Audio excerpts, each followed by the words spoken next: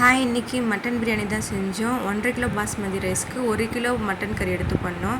அதை பார்க்கலாம் வாங்க. இன்றைக்கி மசாலா எடுத்துக்கலாம். 1.5 ஸ்பூன் மிளகு, 1.5 ஸ்பூன் ஜீரகம், இதுக்கு 18 ஏலக்காய், 18 கிராம்பு, 18 பட்டை, அப்புறம் 4 இலை, இது எல்லாத்தையுமே சேர்த்து நல்லா வறுத்துக்கிட்டோம் ஒரு வாணலில். அதுக்கப்புறம் அதை எடுத்து மிக்சியில் போட்டு நல்லா அரைச்சி வச்சுக்கிட்டோம். அதை ஒரு பக்கம் எடுத்து வச்சுக்கலாம்.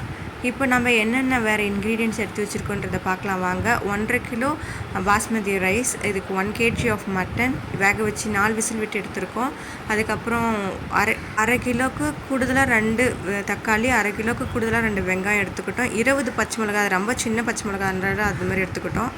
இஞ்சி பூண்டு விழுது, ஒரு கைப்பிடி அளவுக்கு புதினா கொத்தமல்லி, எண்ணெய், தேவையான அளவுக்கு உப்பு, இதில் கிரைண்ட் பண்ணி வச்சது, இதோட நெய் வீட்டிலே பண்ணது இது, அதோட கொஞ்சம் தயிர், மிளகாய்த்தூள் 1.5 ஸ்பூன் எடுத்து வச்சுருக்கேன்.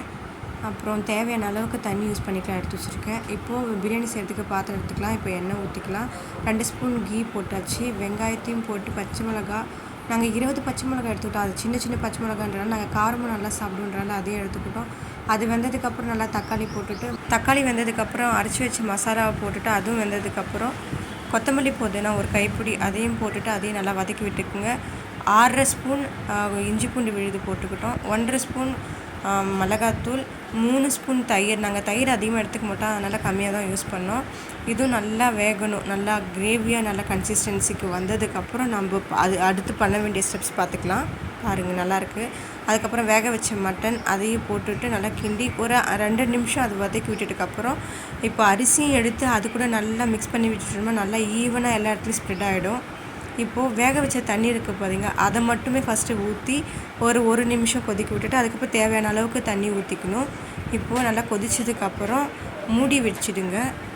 கொதி வந்ததுக்கப்புறமே இப்போ 2 ஸ்பூன் நெய் விட்டு லோ ஃப்ளேமில் வச்சிங்கன்னா அப்படியே அழகாக வெந்துடும். பாருங்கள் எவ்வளோ சூப்பராக இருக்குன்னு.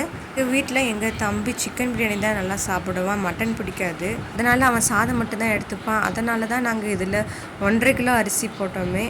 இந்த மாதிரி பிரியாணி செஞ்சு சாப்பிட்டு பாருங்கள், நல்லாயிருக்கும். ஹாப்பியாக இருங்க. பாய் பாய்.